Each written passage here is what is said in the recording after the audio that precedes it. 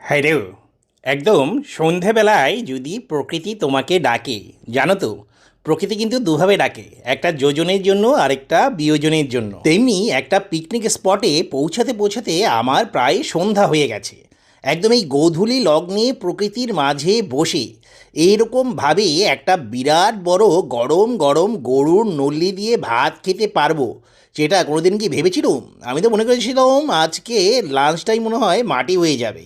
খাবারের আয়োজনে কিন্তু বেশ ভালো। এই দেখো, নল্লি মল্লি সহ গরু রয়েছে, দেশি মুরগি আর ডাল, ভাত, ভর্তা, সবজি, কোনো কিছুই বাদ নেই।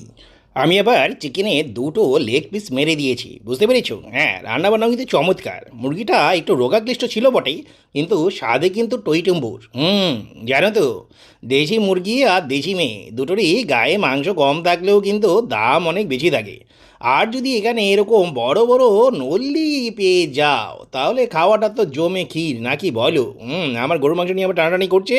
ছেড়ে দে শয়তান বলার সাথে সাথে আবার ছেড়ে দিল। আগে জমিয়ে খেয়ে নেই, নাকি বলো? সবার উপরে খাওয়া সত্ত্বেও তার উপরে নেই।